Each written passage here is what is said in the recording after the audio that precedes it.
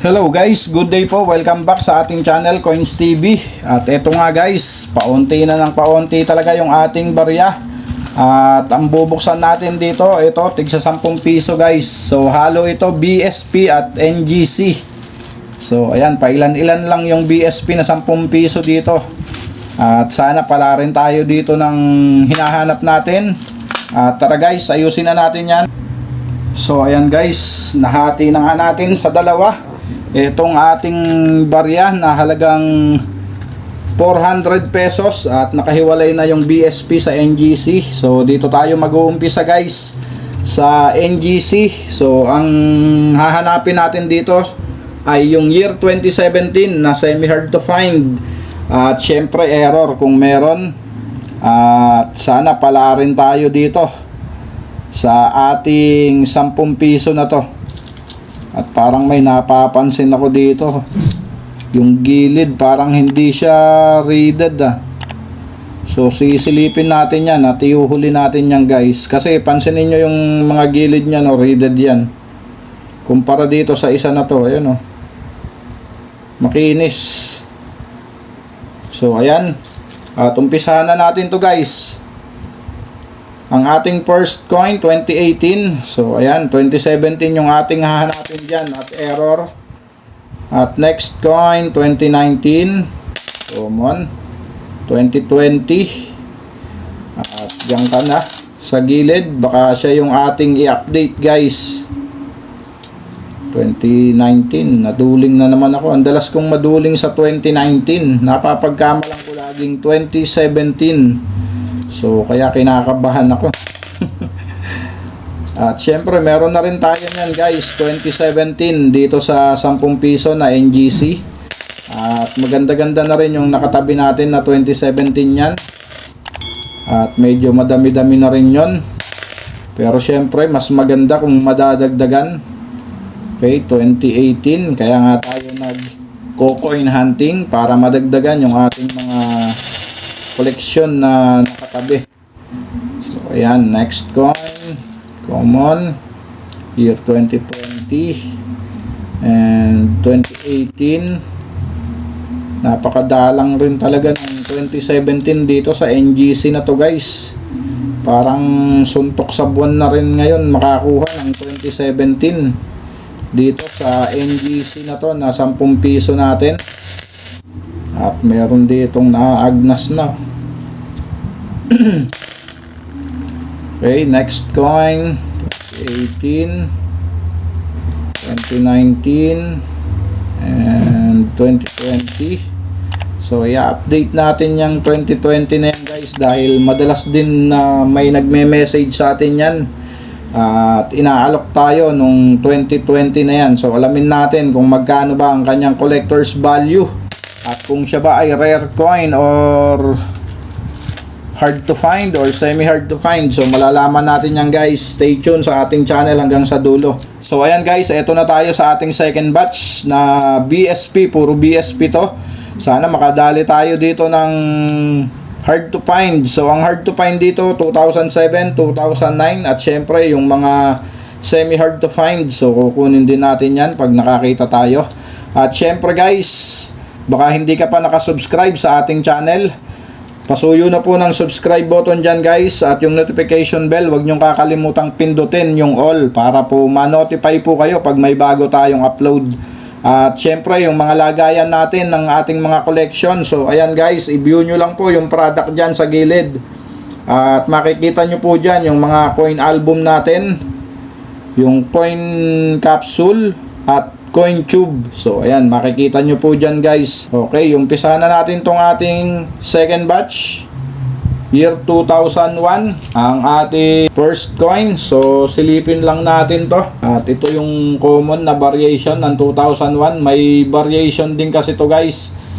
Ang isang variation nito ay yung reverse 1B. So napakaliit lang ng kanyang frequency guys. Kung di ako nagkakamali, 1.0% ang kanyang frequency. Kaya napakaswerte mo kung makakakuha ka rin nun. Okay, ang ating next coin, year 2011. So, common. Next coin, 2004.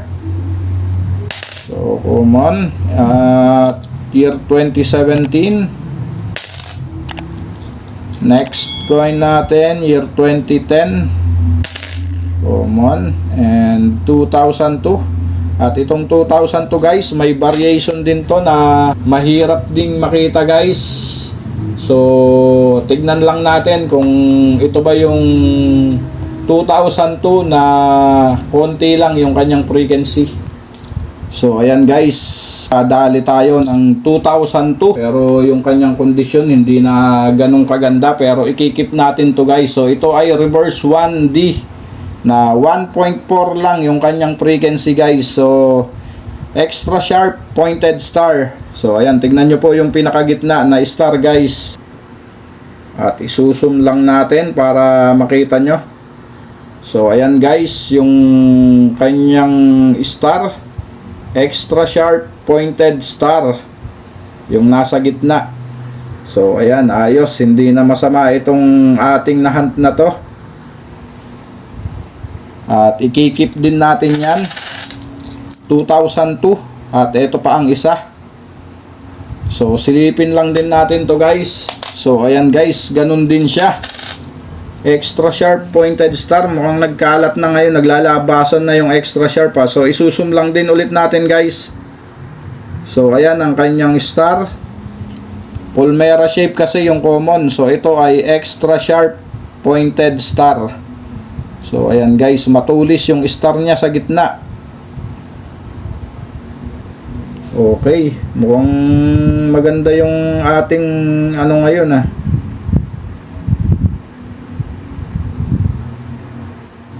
Mukhang maganda yung ating coin hunting ngayon guys. Okay, next coin, year 2012. At dito sa year 2012 ay wala namang ganong ano dito, reverse 3 lang to. Walang variation yan, year 2012. So, nag-iisa lang yan. At meron na naman tayong 2002. So, sisilipin lang ulit natin yung common guys. Kaya hayaan na natin dyan yan. At ang ating next coin, 2003. At dito naman sa 2003 ay reverse 3A. Ang ano dito, medyo maliit ang kanyang frequency. Hayaan na natin dyan yan sa sirkulasyon. Okay, next coin, year 2011. And we have 2006. Next coin, 2005. So ito yung pinaka-common at may variation din dito guys sa 2005 na yan. Next coin, year 2010. At hayaan na natin dyan yan. At ang ating last coin na napakaganda pa ng kondisyon, no? May luster pa. At ito ay year 2010. So, ang year 2010 guys, may variation din to. Yung reverse 3A, 1.2% lang. Okay, at ayan.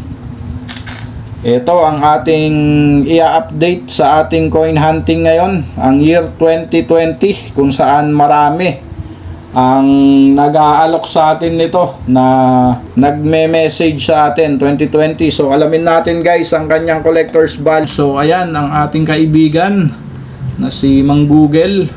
At ayan na nga guys yung kanyang features, ang kanyang composition, nickel plated steel. At syempre diretso na tayo doon sa ating i-update. So ayan, lakihan lang natin ang mint year. So ayan, 2020. So dito tayo at gaya nga ng sinabi ko, meron lang yang apat. Ayan, 17, 18, 19, 20. So at dito tayo sa year 2020. So ayan.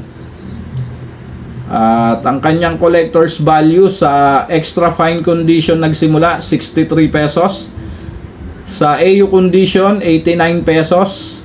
Sa uncirculated ay 130 pesos. At may frequency siya na 13%. So ayan, parehas sila ng year 2017, 13%. At mas malaki pa yung collector's value ng year 2020 kumpara sa semi hard to find na 2017. So ayan, 130. So far siya ang pinakamalaki dito na naka-record sa Numista.